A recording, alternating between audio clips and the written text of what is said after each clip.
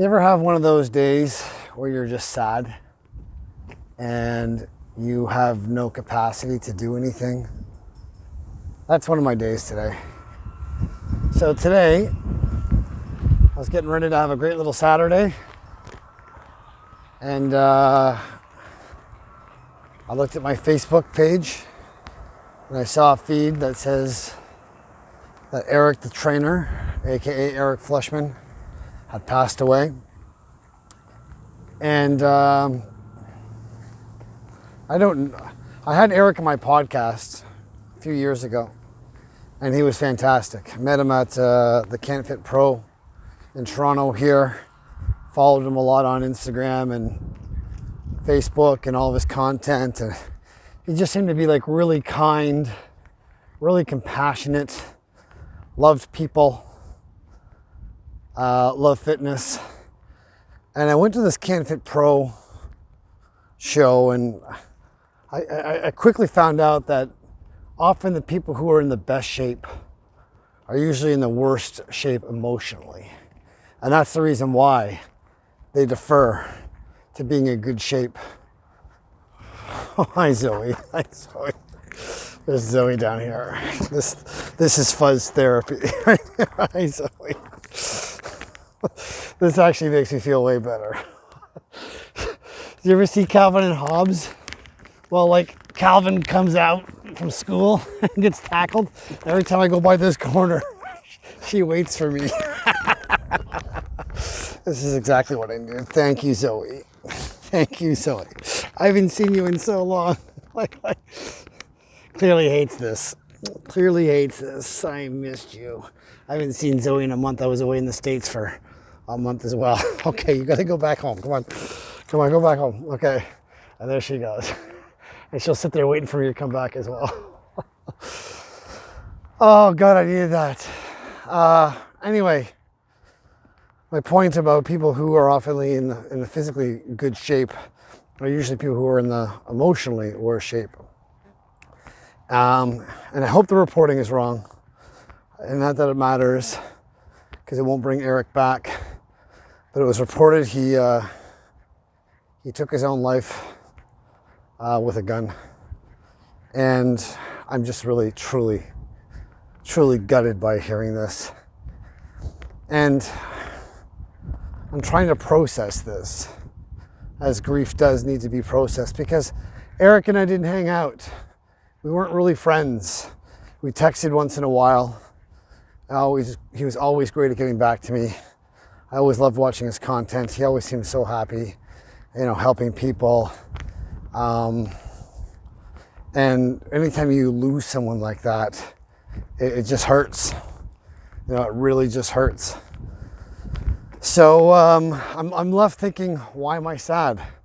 Truly, like, he and I didn't have, a really strong bond as a friendship, that when you lose somebody dear to you, that happens.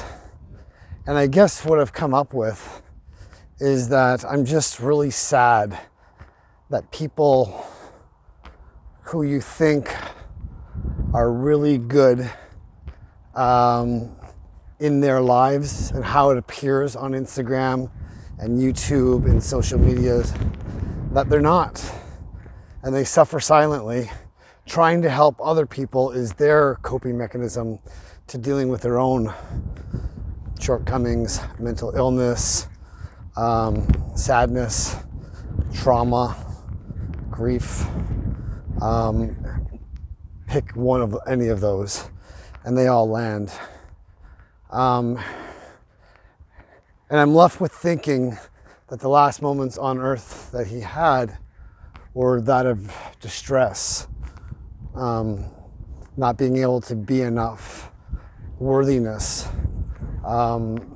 desperation, absolutely at capacity, where you have no ability to process anything more.